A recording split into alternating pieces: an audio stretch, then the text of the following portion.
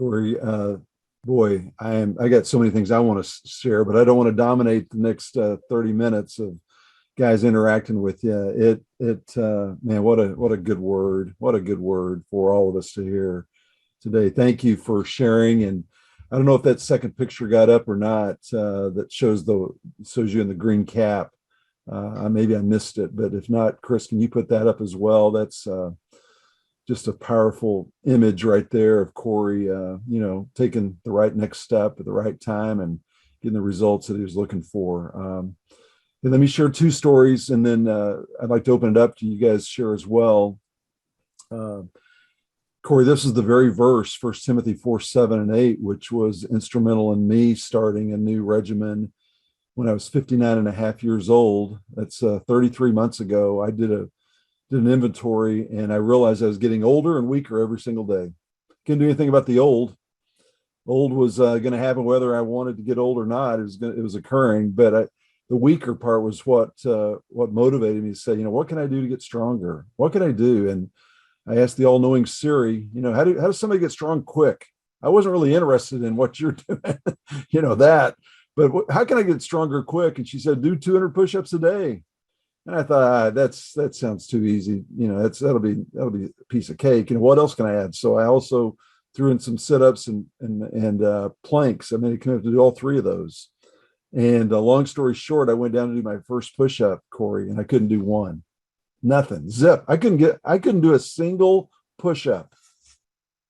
There was nothing there. That's how weak I'd become. I mean, I was getting gassed mowing my yard. I mean, that's how weak I was. And so I made a commitment that I was going to start by doing the next day one. And I did what is called compromised push-ups for my knees, just to build a little bit of momentum, a little bit of strength. And I got to my goal of eventually doing 200 a day. And of course, I like to overachieve and, set new marks once you set that mark. But 33 months later, I'm still doing push-ups, and I keep track of them. And I've done over 220,000 push-ups in the last 33 months. And, thousands of minutes of planks. And I mean, it's amazing and I feel so much better, but it all started with one. And then a second example real quick is, I thought 25 years ago that I'd write a single book. And that was my goal, to write a book on my experience of accountability. Never imagined that would become something that I would enjoy and that I would see value in. And Greg, you asked me this weekend at the men's conference how many books I've written, and I had to kind of think about it. I've written 32 books now. Who would have dreamed that? I would have never imagined that, especially given my English 101 classes in college. I was terrible at those. Who would imagine? I mean, but God began something, and it was a matter of discipline, getting after it. So those are my two examples, and I need to think and pray, God, what's my next chapter? What's my next thing out there? And with the help of the Holy Spirit and the Lord Almighty, pushing, what does God want? Guys, I'd love to hear from you. Cory, you've remotivated me to really think about that question hard, and not be satisfied with this. I also, can I just add one thing? Your idea of purchasing a Bible and writing notes in the margin and presenting to your kids and grandkids, I've never heard that. That was terrific. And what a motivator. I've got a grandkid that's going to be born 2 months away, and I'm going, Lord, is that my next one? That tremendous idea. All right, gentlemen, time is yours. Anybody got a thought? If so, just unmute yourself and share with Cory maybe your story or a question. Well, we got him on the line. If you got a question for Cory, I'm sure he'd love to answer that as well.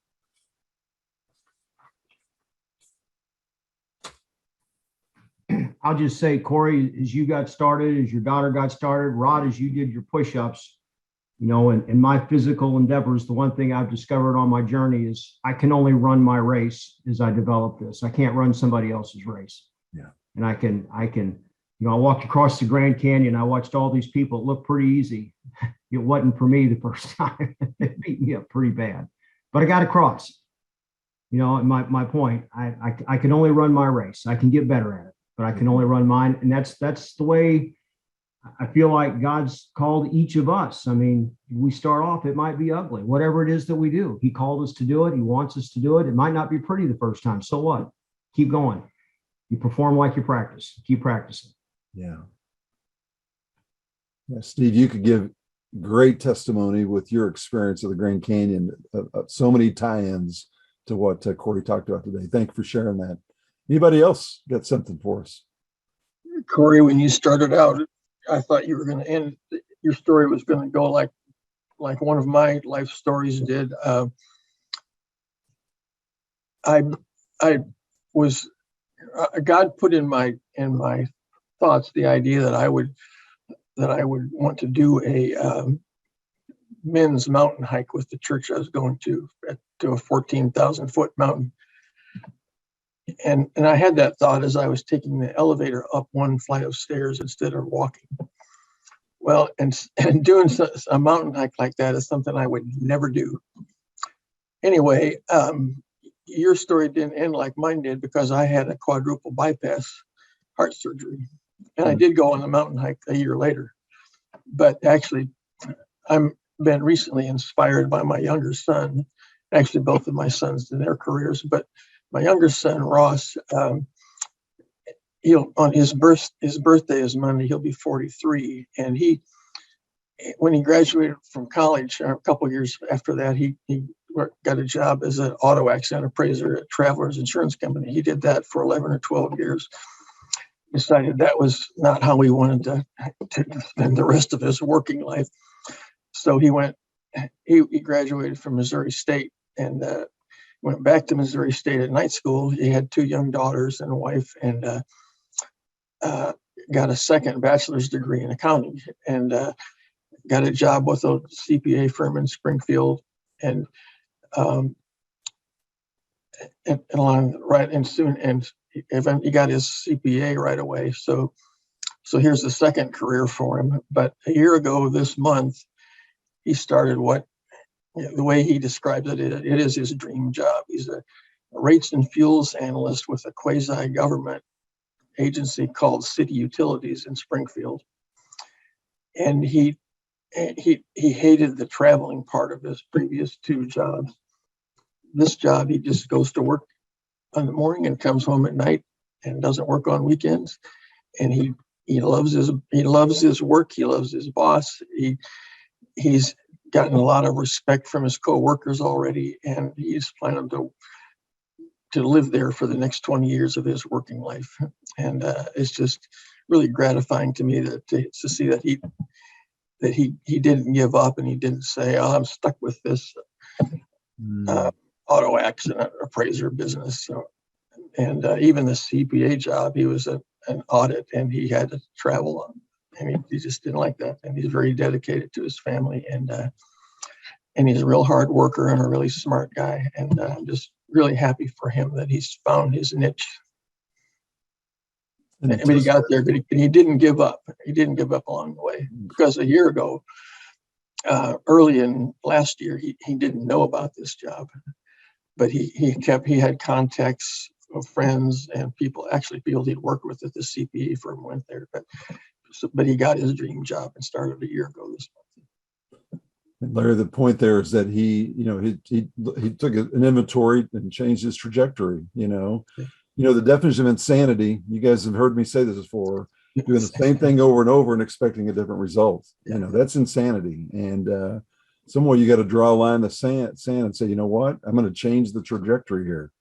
And with the Lord's help, put me right in the spot that fits me and fits my purpose and all that. Great, excellent, great example, Larry. Anybody else?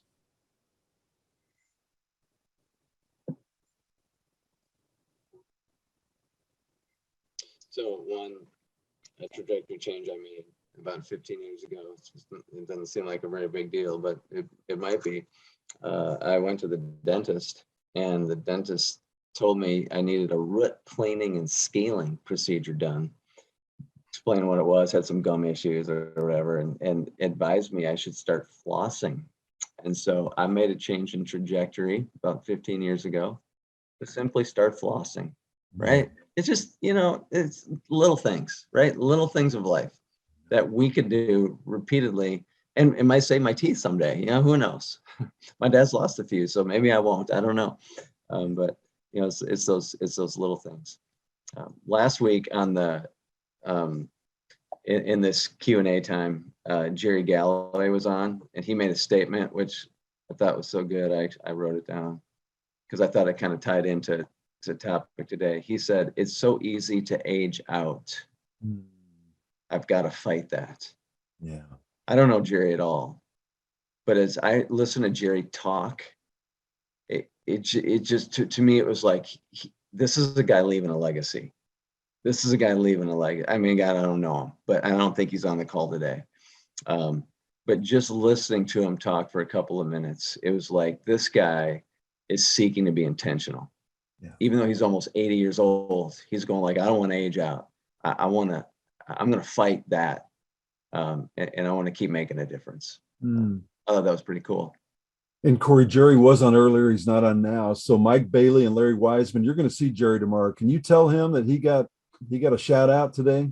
Can you tell him that? Because I remember that quote as well. That was a powerful word from someone who's leaving a legacy. So Larry and Mike, you guys are responsible for telling Jerry, okay? Cory, I just want to say thank you. You had me at Romans 7. You didn't let me go till the end. So I appreciate the motivation. I appreciate the spiritual poke in the butt that you just gave me with that big sharp stick. They all need to be poked in about. That's good. That's privilege. I heard a pastor one time give, you say a sharp stick. A pastor friend of mine, he was at a pretty large church, had like 5 services to preach at every weekend. And he was one Sunday about to get up to do his last message. And his thought was like, okay, I'm tired. I can do this one more time. Here we go. But he said the Lord in that moment whispered to him a different metaphor. And the metaphor, instead of thinking I can do this one more time, was this: you're about to get up on that stage with the sword of the Lord, right? The word of God. And you get up there, and with all the power and authority you have, you take that, it was a spear, and you throw that spear at the heart of the enemy. Just this idea of like, we have the sword of the Lord, right? We've got this, and we can throw it at the heart of the enemy to make a difference. And so we've all got a sharp stick poking us in the butt. It's called the word of God. So good. That's good. Anybody else? I retired about 5 or 6 years ago, and been relying on one statement. It was real simple. It's just, if you want to keep moving, you have to keep moving. And after you retire, that statement becomes really important, because it's so easy. And I'm still kind of guilty of sitting around a lot, but I do, every time I think of that little short statement, I get up, try to do something, but just thought I'd pass that on to other people too. It's just pretty good little motivator. But I did enjoy your talk a lot, Cory. Thanks. Awesome. I have one more thought, and I don't know if I'm going to be able to articulate it in a way that means anything, but for all my preparation that I did to go to the Grand Canyon, I need to go walk today. It's hot. I need to go walk today. I did 10 miles yesterday. I need to go walk today. My wife wants to spend time with me. I need to go walk today. You need to go to work. I need to go walk today. I'm tired. My body hurts. I'm 63. It's sore. I'm tired. Okay, so we deal with all that stuff on the physical realm. But as I was walking across the canyon, the thought came to me, I want to be in my walk with the Lord. I want that out of my walk with the Lord. I want it to be when I sit down on a given day, it's been a busy day. You need to spend time with the Lord. I'm tired. I'll turn the TV on. Or I'm just going to sit here and veg out. No, you need to do this. Okay, I need you, Steve, to go give. You know what? I don't want to. I've just got better things to do. No, I'm asking you to do this, Steve. You need to go serve. You need to give. I'm tired. I'm sore. It's been a busy day. And when you're doing this physical preparation, it just bugs you. It just, you got to get ready for it, it just eats on you. If you don't do it, it drives you crazy. And I want that in my walk with the Lord. I want that same exasperation, that same frustration, that what I don't know if frustration is the right word, but you know, you need to go do this. I'm tired. We'll go do it anyway. Does that resonate with anybody? Cory, does that resonate with you? Absolutely. I think anything worthwhile in life is going to come with a challenge, and there's always something easier to do, you know. And so, spiritual journey is no different. You know, have a vibrant walk with Jesus. I'll hit the snooze one more time. I'll sleep in a little bit. Like you said, it's easier to watch TV, you know. And there can be some value, right, in just rest and relaxation. But man, I think so many people make rest and relaxation the goal. You know, my wife read a book, and she read a couple chapters to me the other day, and the guy talked about rest and relaxation and said so many people make that their goal. Like, man, if I could retire early, so I can have more time off and I can rest and all that kind of stuff. And he just said, well, what if we shifted our mindset to say, my goal of, yes, God rested on the seventh day, so we need that. What if my goal of rest and relaxation is so that I can refuel and re-energize so that I can be even more effective in the things God has called me to? Yeah. It's like, how, man, that's a sharp stick poking you in the butt right there. Rather than going like, man, I wish I had more PTO.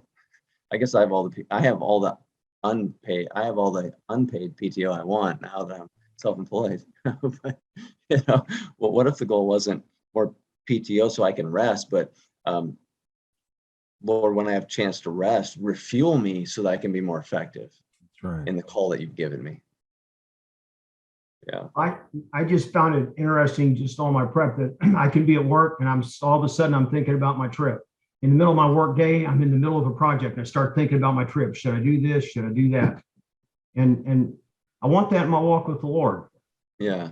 You know, as I wrestle with how to prepare and train for that trip, I want that in my walk with the Lord. I wrestle with this thing. I'm trying to figure this out. What do you want me to do, Lord?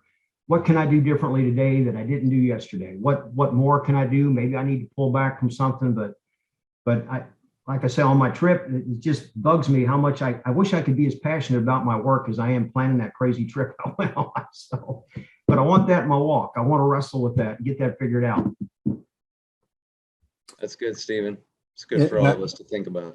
And I hope you guys don't throw stones at me, but remember Jesus, even in the Garden of Gethsemane, you know, the night before he was crucified, he was agonizing, and he asked the question, is there any other way? You know, is there any other way to do this? The end game of that was, he says, you know, not my will, but your will be done. You know, and our will is a strong thing. I mean, we can will it and try to manufacture it and try to agonize. But when we submit and surrender our will to his will, then that's where we begin to experience the victory that you're talking about, Cory, because, you know, even I love the illustration. You know, you could have easily said to her that first lap, man, there's no way, and I'm done. Your daughter could have easily said that, I'm done, because our will can easily be defeated. But, you know, when we get a bigger picture, a bigger thing that we see, we push through it. And that I love the picture. We don't whine, we work. And you perform like you practice. So great principles, good principles. Any other thoughts, guys, here before we wrap up and Cory begins the work that God's called him to? I know, Cory, you're probably got a job today. You need to get out of the house and get going. But anybody got anything as we close up today? I kind of had one final thought. Go. Just wanted to share. Kind of. See you, brother. Hey, Cory. Kind of similar to what people were saying about the so easy to age out. Kind of a way I've heard it is, you know, Teddy Roosevelt quote that I'd rather wear out than rust out. And so just kind of the continual movement and keeping momentum going. and I was at somebody else mentioned rest and relaxation is not the goal. I was at a funeral a few weeks ago, and one of the things that the speaker talked about was kind of life balance, and basically said that, that's not my call to life is not to balance my life well, it's to love well. Living a Christ-centered life is not meant to be comfortable. And so I thought that was kind of a interesting take on that, is, you're relying on God to kind of help you with that balance and kind of leaning on him. And I guess kind of one other thought that I wanted to share too was I got a 2.5-month-old and a 5-month-old, so it's kind of neat to hear the older guys talking about their kids and 30s, 40s, and having grandkids, and just kind of talking about that legacy piece. So it's kind of neat to get that encouragement and just kind of thinking ahead long in the future of whenever they're starting to have kids and their career goals, and just kind of thinking about that. That's kind of a nice way to kind of keep the focus on, long term and not just the short term. We're changing diapers every day and potty training, all that kind of stuff. So kind of getting out of that mindset and looking ahead. So I appreciate that encouragement and kind of reflection thought. You bet. And is this Matt Greenspan? No, Patterson. Matt Patterson. Great. Thank you, Matt, for being one of the many Matts. I think we got 3 or 4 Matts in that group. Okay. Matt Patterson is a good friend of Matt Greenspan, and I've had that privilege of hanging out with Matt, playing softball with him, and doing a bunch of guys small group and a couple small group stuff with him. And Matt, I just want to say to you personally, that, man, just observing your life, the things that you're doing. I mean, you're doing the small things right. So granted, there's always additional things that the Spirit will whisper to us, that we can do to give us an even better trajectory. But and you've got some great trajectories, Matt, and are on path to leave a great legacy. So press on. Appreciate it. Thanks, Cory. Awesome. Yeah. Last word. Go, Scott. Yeah. Hey, real quick, Cory, thanks for your message. I really appreciate it. One of the things that the statement you made is pray beyond your life, which is really powerful. And I don't know when it's probably I have 2 boys, they're 18 and 21 now.